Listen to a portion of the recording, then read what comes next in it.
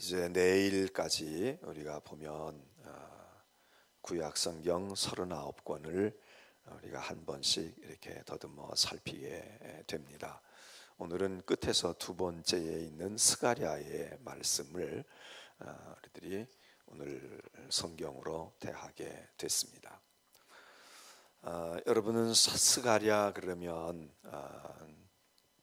어떤 것들이 생각이 나실지 모르겠습니다. 스가랴, 이 스가랴는 시기적으로 보면 어제 우리가 보았던 학개와 마찬가지로 바벨론 포로에서 돌아와서 다시 이스라엘 땅에 돌아온 백성들에게 그렇게 예언을 했던 그런 시대적으로 그런 공통점을 가지고 있는 예언자라 그렇게 볼 수가 있습니다. 그래서 바벨론 포로 이후에 사역을 감당했던 학개, 스가랴, 그리고 이제 내일 우리가 보게 될 말라기, 이렇게 우리 세 선지자를 그런 시대, 아주 제일 나중의 시대에 활동하고 사역을 했던 그런 예언자들로 보는데, 그 중에도 학개와 스가랴는 마치 아주 거의 동시대에 활동했던 것을 우리 성경에서 보게 되는데, 그 스가랴 1장에 가서 보면 다리오 왕 제2년 8째 달에 여호와의 말씀이 스가랴에게 임했다, 이렇게 얘기가 나옵니다. 그런데 학개서에 가면 학개서 1장에서는 또 뭐라고 말하느냐, 거기서는 다리오 왕 제2년 6째 달, 그 달 초하루에 여호와의 말씀이 선지자 학개에게 임했다, 이렇게 나옵니다. 그러면 학개와 스가랴는 하나님의 부르심을 받은 것이 다리오 왕이라고 하는 왕 제2년, 다리오가 즉위한 그 다음 해에 다 하나님의 부름을 받고, 한 사람은 6째 달에, 한 사람은 8째 달에, 그러니까 하나님의 부름을 받은 차이가 불과 2개월에 불과하다. 2달 상관으로 하나님께서 학개를 먼저 2달 전에 부르시고 2달 후에 스가랴를 부르셨다. 이렇게 정확하게 날짜까지 이렇게 거의 같은 때에 부름을 받는 그런 문서 예언자들이 별로 없는데, 이 학개와 스가랴는 같은 곳에서 같은 그 때에 불러서 하나님이 같은 곳에서 예언 활동을 하게 하셨다 이거죠.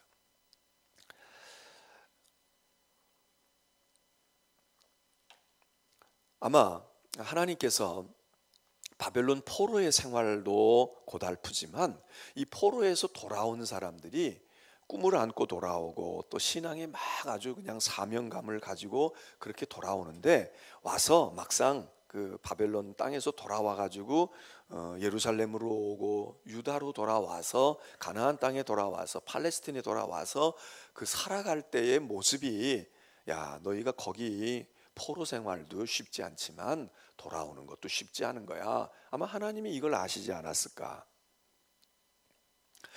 도시 생활이 고달파서 또는 뭐 어떤 이유로든지 간에 건강에 문제가 있든 나이가 들어서든, 난 도시 생활 그만두고 난 고향으로 갈 거야, 또 고향 같은 시골로 갈 거야.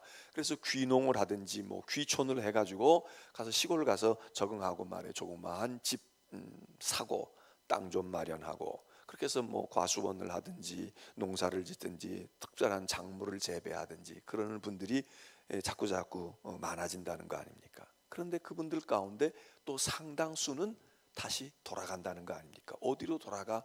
도시로 다시 돌아간다는 겁니다. 도시에 살 때는 도시의 삶이 어려움이 있지만 막상 자연 환경 좋고 오염되지 않고, 그런 곳에 가서 소박하게 살 거야, 덜 벌고 덜 쓰고 살지 뭐, 이제는 뭐 애들 공부도 다 했고 끝났는데 우리 두 식구 먹고 사는 건데 가질 거 없으면 없는 대로 먹고 욕심 부리지 말고, 그리고 버는 것보다 절약하는 데에 더 중점을 두고 살면 시골 가서 사는 게 좋지. 이제 뭐 더 무슨 우리가 부귀 영화를 보겠어. 그러고 내려갔는데 그 생활도 그게 쉽지가 않은 거다 그거죠. 그러니까 다시 돌아온다는 거야. 그 다시 돌아오는 것이 그게 뭐 자기 땅도 아닌데, 그것도 객지였는데. 우리 삶이 그렇지 않겠습니까? 근데 여기 지금 바벨론에서 돌아온 사람들이 다 나라를 사랑했던 사람들이고 애국 열혈자들이고, 그리고 신앙으로도 그냥 애국심만 가지고 돌아가는 사람들이 아니라, 야, 우리 돌아가자, 우리 나라를 다시 세워야지, 그리고 우리 신앙의 국가를 세워야 돼, 하나님의 백성의 나라를 세워야 돼, 그리고 믿음과 애국심, 애족심을 다 함께 견지하고 가지고 있는 사람들이 아주 마음에 작심하고 돌아가는 것 아닙니까? 그럼 거기 가서 꿋꿋하게 살 것 같고 꿋꿋하게 할 것 같고, 그럼 하나님의 나라를 이루려고 하면 말이야, 우리 성전부터 지어야 되는 거야. 그리고 성전 짓는데 온 심혈을 기울여서, 아무려면 다른 나라의 압박을 받고 다른 나라에게 지배를 받는 거에 비하겠어? 가지고 우리끼리 좀 그러더라도 우리가 좀 우리끼리 이렇게 서로 다스리고 말이야, 이끌고 그러고 살면 그 외국 사람에게 말이야, 그거 멸시천대 받는 것만 하겠어? 그렇게 생각하지만 막상 돌아와서 보면 그게 아니다 말이에요. 그래서 돌아온 바벨론 시절에 바벨론 강가에서 눈물을 쏟고 울었던 그 사람들의 모습도 애처롭지만, 돌아와 가지고 성전을 짓고 나라를 회복시키는 이 사람들의 삶이 이게 보통 어려운 게 아니란 말이죠. 그래서 그때에 많은 지도자들이 나타나잖아요. 스룹바벨, 여호수아 대제사장 같은 사람들, 서기관 에스라 같은 사람들, 그리고 또 한쪽에는 이 제사장 그룹들, 예언자 그룹들, 이렇게 들어와 가지고 막 백성들을 부추기고 격려하고 이끌어 나감에도 불구하고 이게 제대로 안 된단 말이죠. 그래서 성전 짓는 일이 진척이 없고 어려워 가지고, 그래서 많은 고통을 겪으니까 하나님께서 그러는 과정에 백성들만 지치고 일반인들만 지치는 게 아니라 이끌어가는 리더들도 지치니까 하나님께서 자꾸 새로운 리더들을 충원을 시키신 것 같아요. 예? 그래서 느헤미야도 보내고 말해요. 그래서 말씀을 가지고 은혜 받은 사람도 보내고 행정력이 뛰어난 사람도 보내고, 스룹바벨, 느헤미야 같은 사람은 행정력이 뛰어난 사람이거든. 그러니까 그 사람들이 막 조직을 강화하고 어떻게 뭘 집행하면 되고 어떻게 이 바벨론과의 관계를 개선할 수 있을까, 또 싸움을 하게 될 때는 어떻게 전쟁을 치르면 될까, 이래서 여러 종류의 분야의 사람들을 하나님이 지도자로 세워가지고, 그래서 어떻게 해서든지 이 돌아온 백성들이, 바벨론 땅에서 온 이 백성들이 살아가도록, 그리고 하나님의 나라를 이루어 가도록 그렇게 했다, 그 얘기입니다. 그 중에 한 사람이 스가랴인데, 그게 불과 2달 사이에 이렇게 돌아오고, 학개와는 공통점이 많습니다. 학개도 제사장의 후손인 것으로 우리가 추정이 됩니다. 그리고 이 스가랴도 예언자이지만 제사장이라는 거예요. 여기 성경에 보면 스가랴는 분명히 제사장이었다. 제사장이며 예언자인 사람들, 예언자들 가운데 몇 사람 있잖아요. 그 몇 사람이 있는데, 요 당시에 아마 성전을 짓는 일은 성전 건축의 문제도 있지만, 성전 지으면 성전에서 누가 주로 일을 해야 되고 누가 주로 성전을 이끌어 가겠습니까? 제사장들 아니겠어요? 그러니까 예언자이면서도 제사장들이었던, 그 제사장이었던 사람들 가운데서 하나님이 예언자로 다시 재소명을 주셔서 학개 스가랴를 제사장의 그런 아주 모든 것들이 준비되어 있는 사람들을 봐서 붙이신 것 아닌가. 학개가 성전을 건축하는데 막 지쳐 있고, 그리고 손을 놓고 있는 사람들을 막 이제 일으켜 세웠다 그러지 않습니까? 스가랴도 마찬가지입니다. 스가랴도 이 성전 짓는 일에, 그러니까 학개가 막 앞서서 치고 나갔겠지요. 치고 나갔는데 이 학개만 가지고 되지가 않아. 그러니까 스가랴가 또 뒤를 받쳐서, 그래서 백성들을 막 끌고 나가는 역할을 했다, 우리가 그렇게 볼 수가 있습니다. 근데 학개하고 스가랴는 이런 공통점이 있으면서도 불구하고 또 차이점도 있는 거예요. 그러니까 부부가 금술이 좋을 때 성격도 비슷하고 뭐 취향도 비슷하고 이래서 잘 맞는 사람도 있잖아요. 어떤 사람은 정반대야. 남편은 일을 저질러 놓고 아내는 조신해서 뒤를 다 살펴가지고 이러면서 또 잘 맞는 사람도 있잖아요. 여러분 가정은 어떠세요? 여러분 남편과 부부 사이에 우리는 진짜 찰떡궁합이야, 우리는 진짜 드림팀이야, 아주 환상의 팀이야, 그리고 잘 맞으세요? 근데 잘 맞는데 그래서 아주 그냥 한 사람은 성격이 불같고 한 사람은 차분하고 이래서 그런 사람도 있고, 또 성격이 비슷해서 잘 맞는 사람도 있고, 또 그래서 잘 맞는 집도 있지만 성격이 둘이 비슷해가지고 안 맞는 집도 있고, 성격이 또 다르고 취향도 달라서 안 맞는 집도 있고. 그러니까 이게 성격이 서로 달라서 보완이 되니까 잘 맞는다 이렇게 볼 수도 없고요, 이게 비슷하니까 안 맞는다 이렇게 볼 수도 없고, 이래도 맞는 사람이 있고 저래도 맞는 사람이 있고요, 이래도 안 맞고 저래도 안 맞는 사람도 있어. 근데 학개와 스가랴는 비슷한 공통분모가 있으면서 또 달라요. 학개는 좀 역동적인 사람입니다. 그러니까 행동이 강한 사람이 막 치고 나가는 거야. 스가랴는 그렇기보다는 스가랴서를 읽어보면은 스가랴서 가운데 되어지는 거, 학개는 환상을 많이 봐요. 환상을 많이 봐. 8개의 환상이 나옵니다. 그래서 환상을 많이 보는데 학개는 좀 더 학구적인 사람이고 좀 더 정적인 사람입니다. 차분히. 사실 교회도 그렇고요, 이런 사람들이 골고루 있는 게 좋습니다. 이게 잘 조화만 되면 좋지, 비슷한 사람끼리만 있어 보세요. 차분한 사람끼리만 있어 보세요. 그게 그렇게 꼭 좋을 것도 없어. 그러나 비슷하지 않은 사람들끼리 막 와글와글거리고 그러고 막 늘 다투고 너는 왜 그래 너는 왜 이래 그러고 하는 것보다는 비슷한 사람들끼리 그냥 별 충돌 없이 있는 것도 괜찮아. 그런데 성격이 다르지만 이게 잘 조화가 돼가지고 딱 서로 보완 관계가 딱 이루어질 것 같으면 이게 다양한 사람이 있는 게 좋죠.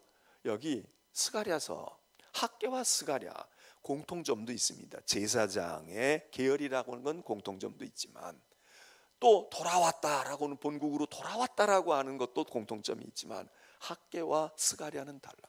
학개는 성전을 짓는데 이런 타입인 거예요. 왜 안 짓냐 이거야. 이게 왜 안 되냐 이거야. 됐다 이거야. 예? 그리고 너희 생각해봐. 너희가 지금 이 성전을 안 짓는다고 돈 벌어? 너희가 지금 핑계대고 있고 이유를 말하고 있는데 그게 지금 말이 되는 거야? 너희 그런다고 복을 받을 것 같아? 이러고 막 지금 돌파력을 가지고 추진을 해 나갑니다.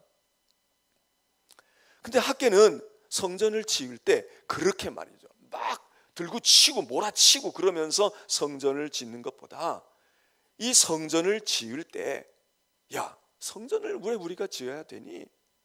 우리의 꿈이 뭐야? 눈에 보이는 성전이 문제가 아니야. 하나님께서 우리를 다스리시는 나라를 세우고 싶어서 온 거 아니야? 하나님이 다스리시는 나라. 그래서 스가랴의 꿈은 뭐냐 하면, 스가랴의 마음속에는 하나님이 다스리시는 신정 정치, 하나님이 직접 통치하시는 나라가 꿈인 거예요. 그래서 이 스가랴의 마음속에는 그 환상과 꿈에 대한 이야기가 많아요. 야, 이렇게 되는 거야. 이게 정말 우리가 실현해야 될 이상향이야. 여기에 있는 거야. 그러면서 조용하면서도 그는 이상적인 이상주의자의 모습을 보이는데, 학개는 현장에서 굉장히 현실적인 사람이란 말이에요. 그래서 막 분주한 거예요. 그래서 애국심을 고취시키고 헌신을 고취시키고 성전을 말이야 이루어 가려고 하는 그런 간절한 마음이, 눈에 보이는 성전을 이 모양으로 그대로 놔두고는 있을 수가 없다, 이런 겁니다. 그러나 두 사람의 마음의 공통점은 뭐냐면, 하나님의 성전을 이루어서, 이 성전을 이루어서 우리가 돌아온 목적과 하나님이 원하셨던 뜻을 이루려고 하는 목적과 근본 생각은 같은데, 그 일을 해나가는 방법과 추진해 나가는 생각 속에서 조금씩 차이가 있다. 그러니까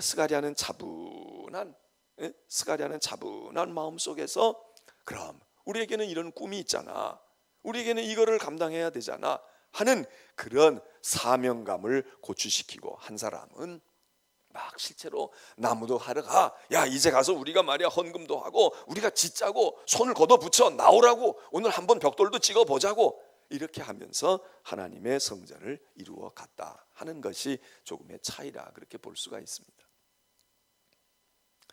그래서 우리는 이 스가랴를 말이죠, 스가랴가 이렇게 일을 해왔기 때문에 스가랴에 대해서 뭐라고 말하느냐, 스가랴를 예언자이지만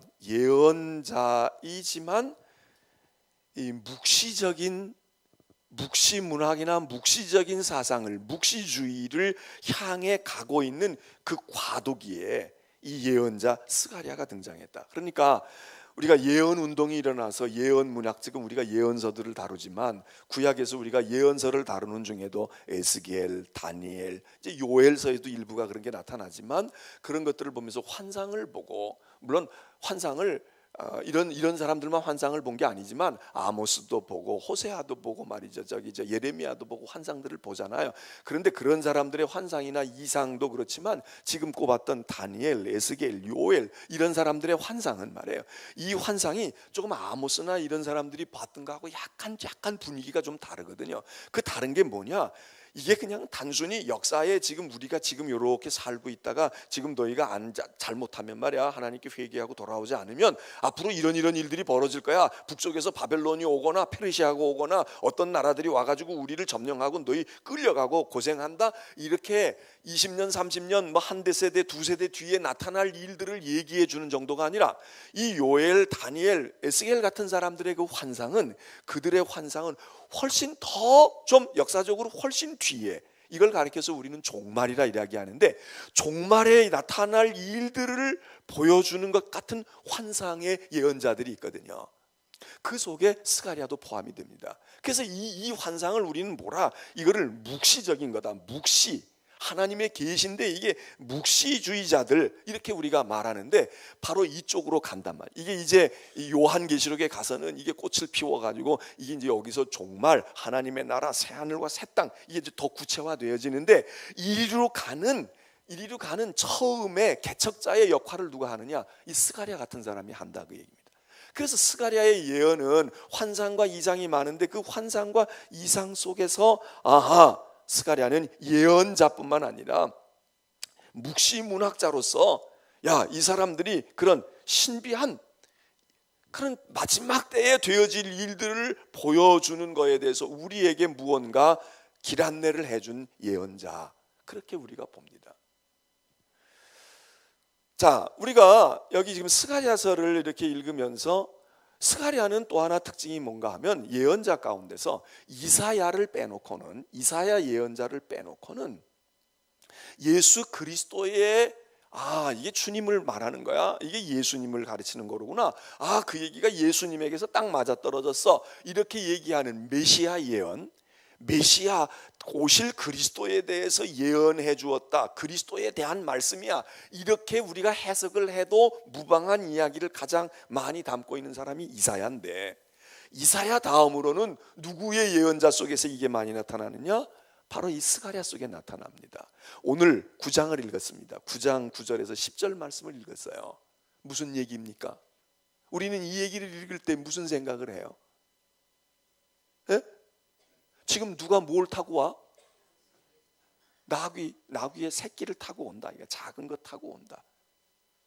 지금 이 얘기는 바로 지난 주일날 종료주일이 되면, 종료주일 우리가 본문을 읽을 때에 복음서에서 주로 읽지만 복음서 아닌 데에서 혹시 구약에서는 이런 이야기가 없을까? 그럴 때 우리는 머뭇거릴 것 없이 이리로 온단 말이에요. 스가랴서로 오는 거예요. 그리고 이 스가랴서에 있는 내용을 종료주일 당시 예수님이 나귀를 끌고 와라 그럴 때에 복음서 기자들은 뭐라고 쓰고 있느냐 하면 구약에 예언한 대로, 그 구약의 예언이 누구예요? 스가랴의 예언대로 그 얘기입니다. 지금 우리가 본문 하나 우리가 그렇게 읽었지만 바로 그런 유형, 그러니까 예수 그리스도에 대해서 많은 것들을 예언자들이 예언하지만 특별히 스가랴가 예수님에 대한 그런 예언을 많이 한 예언자로, 그렇게 평화의 왕이 오시는구나, 겸손해서 나귀를 타고 오시는 거야, 이렇게 우리가 보여질 수 있는 그런 말씀들이 이 스가랴서에 있다 하는 겁니다. 또 대표적으로 우리 귀에 익숙해져 있는 스가랴서의 말씀은 뭐냐 하면, 이게 말이야 능력으로만 되는 줄 알아? 하나님의 신으로 되는 거야. 너희들이 이런 이야기를 할 때 그 얘기의 본심이 어디 있느냐, 그 본질이 어디 있느냐, 그 얘기의 본질은 우리는 그냥 야 이는 말이야 능력으로도 되지 아니하고 힘으로도 되는 게 아니야. 오직 여호와의 신으로 되는 거거든. 우리가 이 말씀을 스가랴 4장에 있는 말씀을 마음속에 잘 기억합니다. 야 사람의 힘으로 되지 않아, 능력으로 되는 것 아니야. 거기다 덧붙여서 뭐 지혜 있다고 되는 줄 알아, 경험으로 되는 줄 알아, 사람 조직한다고 되는, 하나님의 신으로 되는 거야. 하나님의 신으로 되는 거야. 이런 얘기를 합니다.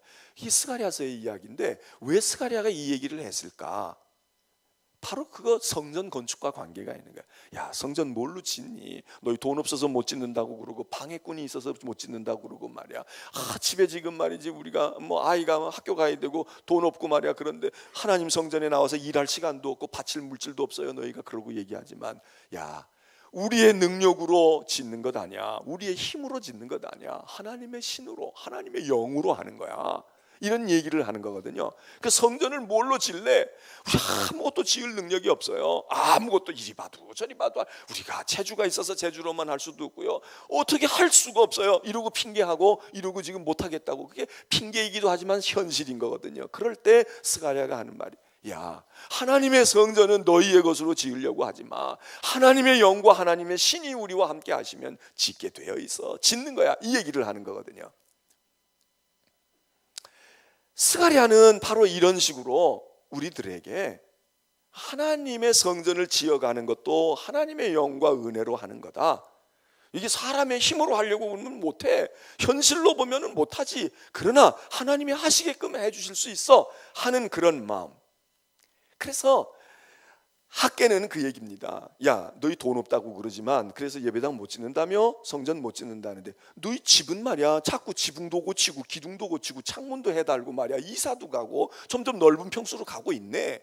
뭐 중내 사내 그러는데 보니까 너희들 돌아다닐 거 다 돌아다녀. 여행도 가고 말이야 좋은 옷도 사 입고 나가서 외식도 하고 뭐 어쩌고 저쩌고 해도 너희는 살림살이 나아지고 있네.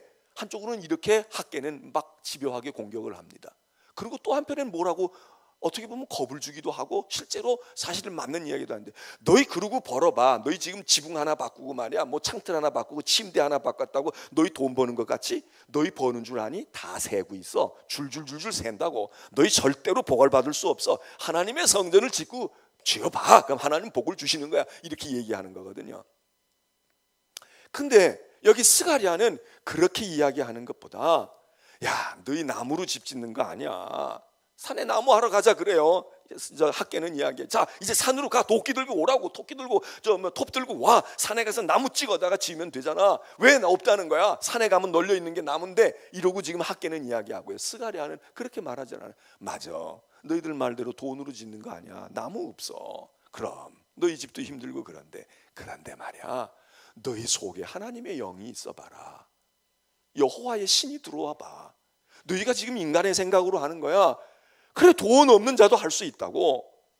시간 없는 사람도 할 수 있어. 건축에 기술이 없고 체력이 없는 사람도 할 수 있어.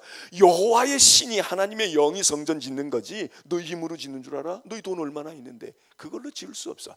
여기 속에서부터 막 깨닫고 사명감이 일어나게 만드는 거란 말이죠. 그러니까 학계하고 조금 달라요. 성격이 달라.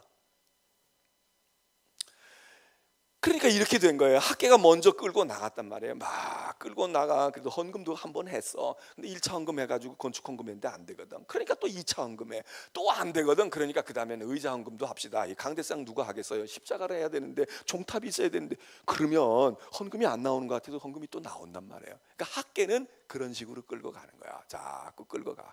그런데 그렇게 해가지고 손들었어.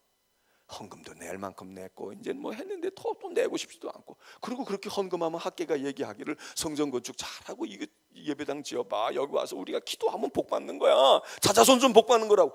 그렇게 하고 있는데 별로 복을 받는 것 같지가 않아. 이게 말이야. 이거 어떻게 된 거야?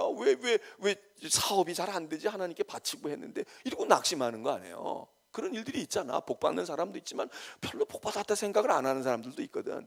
그럴 때 스가랴가 얘기하는 게 아니야. 그렇게 해서 복 받으려고 우리가 예배당 짓니? 그러려고 하는 게 아니야. 하나님의 영의 은혜를 알아봐라. 자, 사순절도 오고 그랬는데 주님이 우리 위해 보혈을 흘리셨는데 너희 마음속에 예수가 나의 구주라고 고백이 돼봐. 정말 주님이 내 생명을 건졌다. 그러면 생명 건지신 주님 앞에 아까운 게 뭐가 있어? 뭐가 있는 거야? 문제는 성령을 못 받아서 그런 거고, 문제는 여호와의 신이 너희 가운데 없기 때문에 그런 거야. 힘으로 하려고 하지 말자. 능력으로 하려고 하지 말자. 돈으로 하려고 하지 마. 교회는 돈으로 짓는 게 아니야. 여호와의 신, 은혜 받는 데만 열심을 품어. 네 마음속에 하나님의 영이 임하시도록 간구하고 기도하라고. 그러니까 기도하고 은혜 받으니까 또 하게 되는 거라. 그러니까 스가랴는 그리로 가는 겁니다. 그러니까 학계가 끌고 나가다가 학계 자신도 지치고 학계의 말씀을 듣고 순종했던 사람들도 의아하고 있을 때 스가랴가 나타나서 시각을 교정해 줘.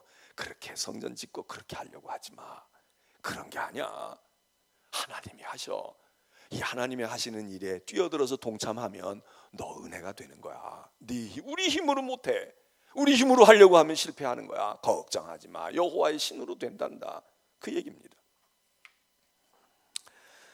자, 마지막으로 하나 더, 우리가 이 학개서를 읽으면서 이제 말라기 하나만 남아 있기 때문에 우리는 그동안에 이제 구약을 창세기로부터 쭉 더듬어 오고 역사적으로도 보아왔습니다. 근데 하나님께서 그 시대 속에서 하나님이 다 구원하시고 다 은혜 주시고 그랬지만 하나님께서 해나가시는 방법과 쓰셨던 사람들이 조금씩 다른데, 말씀을 드렸지만 우리가 구약에서 보게 되면 하나님이 제일 처음 아브라함으로부터 시작되어지는 한 사람을 택하잖아요. 아브라함을 구원하기 위해서 아브라함도 택하지만 사실은 다른 민족을, 모든 사람을 구원하기 위해서 모든 사람을 다 구원하는 게 아니라 하나님이 한 사람을 불러요. 그 사람이 아브라함입니다. 그리고 그 한 사람을 민족을 만드신다고 그러잖아요. 그게 이스라엘 아닙니까? 하나님의 백성이에요. 그래서 어쨌든 처음에 족장들이 나타나서 이 아브라함, 이삭, 야곱 그리고 요셉까지 대변되어지는 이 네 사람들을 중심으로 하나님의 구원의 역사가 펼쳐져 갑니다. 우리가 그 사람들을 쭉 조명하고 봐요. 창세기하고 출애굽기에서 그렇게 보다가 출애굽기 초반이 지나고 나면 요셉이 죽고 나서 알지 못하는 사람들이 생기고, 그리고 야곱의 아들들을 통해서 많은 히브리 사람들이 생겨서 민족이 이루어졌다. 그러고 난 다음에는 걸출한 지도자인 모세가 등장해서 광야 40년 동안을, 그리고 요단을 건널 때부터는 여호수아가 바톤을 받아서 가나안에 들어가서 점령하고 분배하는 일들까지 하지요. 그리고 끝나고 나면은 이제 다 땅을 나눠받고 이제는 정착된 생활을 하게 될 때 그 지역 그룹을 이끌어가는 지도자들이 나오는데 그들을 우리는 사사라고 이야기합니다. 그래서 사사들이 그렇게 하면서 연합체, 회의체 이런 거 해가지고 그 지도자들이 모여서 이스라엘 전체 민족의 의논도 하고 그러는데, 주변 나라들은 벌써 왕이라고 하는 강력한 왕 제도들이 알려져 가지고 왕들이 나타나 가지고 왕국을 형성하고 있을 때에 이스라엘은 그냥 협의체의 나라가 되어지니까 이거 안 되겠다. 그렇게 이웃 나라 것 보기도 하고 배우기도 하면서 우리도 왕을 주시오. 그래서 왕국 시대가 열려 가지고 왕이 나타나지 않습니까? 왕이 나타나서 왕을 중심으로 이제 이스라엘을 끌어가잖아요. 그러다가 남과 북이 망하고 이 왕이 하나님이 예견하신 대로 왕들이 제의속 차리고 말이야 백성 괴롭히고 억누르는 압제자가 되고, 그러니까 그때에 이 왕들을 제대로 시각이 삐뚤어지지 않도록 또는 견제하고 또는 하나님이 진짜 왕이시라는 것을 선포하면서 이 왕들과 함께 쌍두마차처럼 끌어가는 존재들이 있는데, 그게 뭔가, 그게 예언자들이란 말이에요. 이 잘못되고 병든 왕들을 견제하고 하나님의 말씀으로 대언하고 그러면서 쓰시는 하나님의 리더, 하나님의 사람들이 예언자들이었단 말입니다. 그래서 이제 예언자들이, 특별히 이 왕들이 부패하고 썩고 망할 때에는 이 예언자들이 아주 강한 영향력을 발휘해서 우리가 지금 성경 읽고 있는 이 소예언서 12명 그리고 대예언서로 일컬어지는 4권의 책들이 이때 이야기들, 이때 예언자들의 예언서들을 우리가 대하지 않습니까? 그리고 포로 시대를 맞습니다. 그래서 포로 시대가 가가지고 포로 시대에서 우리가 지금 꼽고 있는 학개, 스가랴 그리고 말라기 같은 사람들이 포로 이후 시대에 들어와가지고 이제 이 무너진 나라, 무너진 백성들을 이렇게 세우는데 포로 후기의 예언자들, 왕은 없지만 포로 후기의 예언자들이 일부 감당을 하고 끌어갑니다. 그러면서 이제 성전이 세워지잖아요. 예루살렘에 어쨌든 우여곡절을 겪고 지금 스룹바벨의 제2성전이 세워집니다. 그러면서 예수님 당시 때까지 누가 이 이스라엘을 끌어가는데 누가 역할을 할까? 왜? 예언자들도 400년 동안은 침묵하고 아무도 나타나지 않으니까.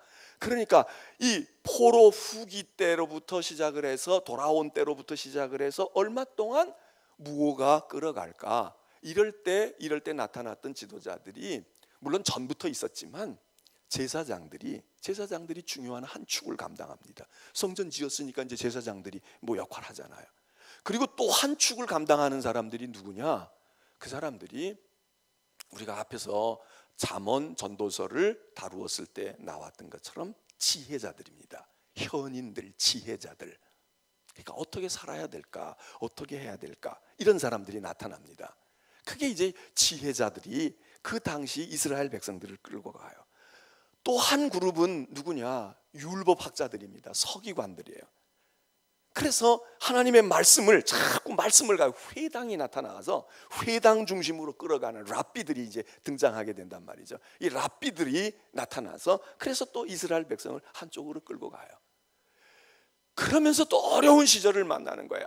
아주 더 고달픈 시절을 만나. 막 아주 남의 나라의 지배를 받는 정도가 아니라 지배받는 중에도 막 황제 네로 같은 폭군이 나타나고 그리고 막 민족을 말살하려고 그러고 진짜 견딜 수 없는 극한 상황 속에 들어갈 때에 그럴 때 이 백성들에게 희망을 주고 이 백성들에게 무언가 미래를 주는 사람들이 있어야 되잖아요. 누가 주겠어요? 왕이 나타나서 싸울 수도 없고 지금 뭐 나라는 다 망하고 정말 아주 이젠 끝이야. 아우 이 세상은 정말 살고 싶지 않아. 이럴 때에 이 백성들을 믿음과 그리고 무언가 꿈을 가지고 그래도 소망을 가지고 내다보면서 그래도 하나님이 아직 계실 거야 이러고 끌고 나가는 사람들이 누구냐? 이게 묵시문학자들이란 말이에요.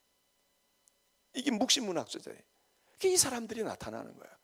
그러니까 우리 사회도 지금 그렇잖아요. 경제를 잘 이끌어서 우리 시대를 잘 영향을 주는 사람도 있고 또 정치 잘하는 사람들도 있고요.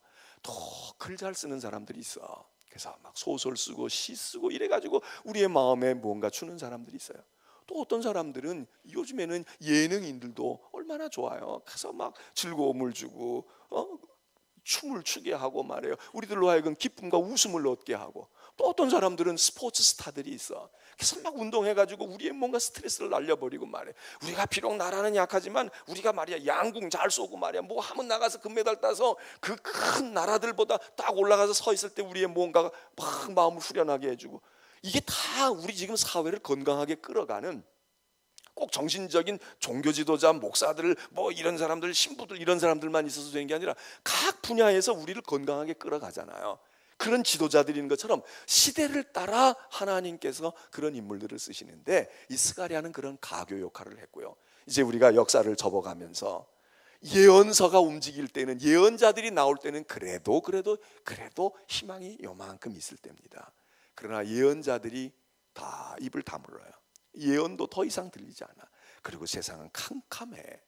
그럴 때 영향을 주었던 사람들 하나님 앞에 그래도 예배드려야 돼. 제사장들이 그 역할을 하고 그리고 아니야 너무 세상에 올곧게 살려고 하지 마. 그래 조금 그저 흙 묻어도 괜찮아. 현실은 그런 거야. 너무 이상으로 살려고 그러면 안 돼. 이러고서 조금 그저 엊그제도 어느 댁에 신방을 했더니 그분이 그러는 거예요. 목사님 제가요 교회 더 열심히 하고 싶어도요 아직도 세상에 정리하지 못한 게 있어요. 그래서 그거 못하는데 제가 정말 고민입니다. 교회 열심히 하고 싶은 마음이 제게 있지만 그러나 제가 세상적인 것이 아직도 있어서 그래서 참 본인도 갈등이다 이거예요. 너무 열심히 해서 완벽하게 하려고 그러는 거야. 그런 사람에게 뭐라고 해? 그럼 그거 빨리 정리하지 않고는 말이야 예수 제대로 믿으려고 하면 안 돼. 그거 왜 못해?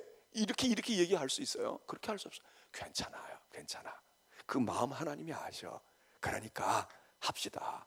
예배드리러 열심히 오고요. 그리고 해요. 하면서 정리하자고. 같이 정리해 나가자고. 이게 이제 지혜자들의 권고이거든요.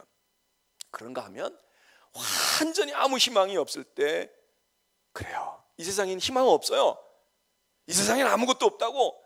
이 세상에 다 그렇고 그런 놈들이야. 악한 놈들이야. 그런데 말이야 이 세상 나라 천년 만년 갈 것 같아요? 안 가. 우리 주님이 구름 타고 오신다고. 우리 주님이 오셔서 이거 다 끝장낼 거야. 다 뒤집어 엎을 거야. 당신 빚 못 받은 거 주님이 그때 다 받아주셔. 지금 당신이 억울하게 당하고 말이야 너를 그렇게 괴롭히고 지금 저기 올라가 있는 그것들 다 거꾸러져 가지고 저 무저갱에 들어가고 감옥에 들어갈 때가 온다고. 그리고 우리가 세상을 보란듯이 다스릴 때가 오는 거야. 걱정하지 맙시다. 이 세상에서 우리가 한 세상 이러고 살다가 까짓거 우리 꿈을 피우지 못하고 우리 한번 제대로 세상에서 포부를 펴지 못한다고 할지라도 두려워하지 말자고. 왜? 우리에게는 영원한 나라가 있어. 다음 세상이 있다고. 주님이 그때에는 우리를 붙들고 그 나라를 이루실 거야. 걱정하지 마. 우리 이렇게 살다가 까지고 죽으면 죽는 거야. 우리가 이 배고픈 대로, 무시당하면 무시당한 대로 살다가 우리 그날 우리에게는 그날이 있어. 그날이 있어. 이건 누구 얘기입니까? 이건 이상주의자인 묵시문학자들의 이야기입니다. 요한계시록에 그 얘기하는 거야. 죽으면 죽을 거야. 까짓거 열흘이야. 열흘 지나고 나면 영원한 영광이 우리에게 온다고. 그러니까 야, 우리 같이 죽자. 그리고 부둥켜 안고 죽는 거예요. 부둥켜 안고 사자굴 속에 들어가고, 부둥켜 안고 말해요. 무사들 칼에 죽어가면서도 예수님 외치고 말해요. 아멘 외치고 할렐루야 외치고, 그러고 가는 거야. 당당하게 가는 거예요. 왜? 이 세상 나라 끝이 아니야. 하나님의 새로운 역사가 오는 거거든. 이 메시지를 주는 게 이게 이제 묵시문학자들이거든요. 예수님은 이 와중에 예수님은 오십니다. 예수님은 이 모든 것을 종합하고 오셔요. 이 모든 것, 예언자만의 이야기도 아니고, 묵시문학자의 말만도 아니고, 지혜자의 말만도 아니고, 그 모든 것이 완벽하게 이루어지는 그 모습을 보여주시기 위해서 주님이 오시는 것. 이게 마지막 때 주님이 오신 거다. 그래서 우리는 이제 이 스가랴의 예언까지를 듣고는 하나님의 나라가 이루어져야 되는데 땅의 것 가지고는 안 돼. 이런 싹을 보고 그 싹이 구체적으로 실현되어지는 것은 그리스도가 오심으로, 그런 의미에서 스가랴는 중요한 가교의 역할을 하고 있다. 자, 내일은 이제 말라기 예언자는 이들보다 또 조금 더 시간적으로 뒤에 이제 정말 마지막으로 나타나는 예언자 뭐라고 얘기하는지 우리가 보겠습니다. 기도합니다.